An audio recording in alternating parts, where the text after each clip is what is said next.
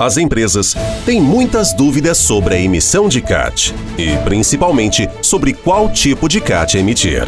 Importante destacarmos que acidente de trabalho não é aquilo que eu acho que é, mas sim o que a legislação prevê.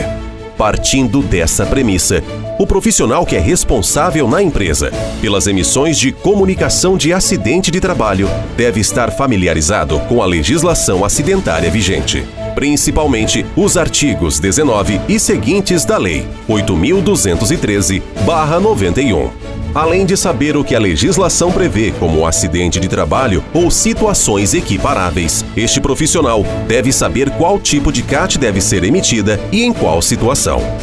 Então vamos ver o que a IN 77/2015 nos ensina sobre os tipos de CAT. Artigo 327. O acidente de trabalho ocorrido deverá ser comunicado ao INSS por meio da CAT. Observado o artigo 328, e deve se referir às seguintes ocorrências. 1. CAT inicial.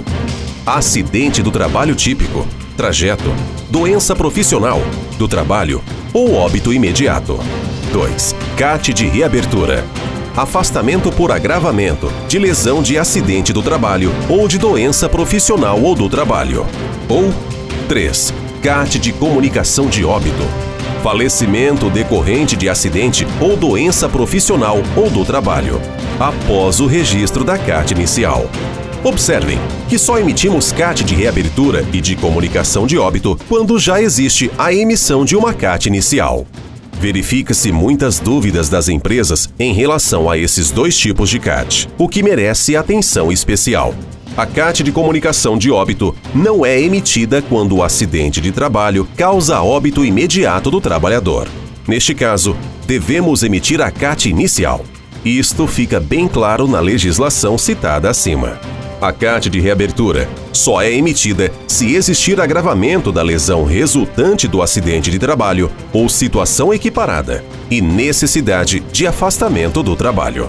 Ou seja, conforme o previsto na legislação vigente, são necessários 3 requisitos para a emissão de uma CAT de reabertura.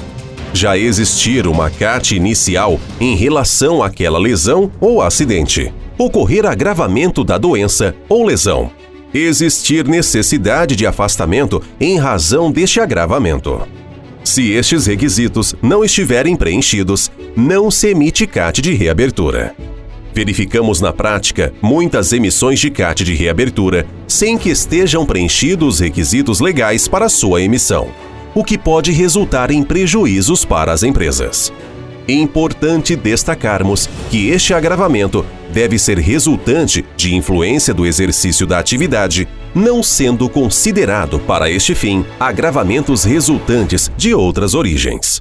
É o que está previsto no artigo 21, parágrafo 2, da Lei 8.213/91, de 91.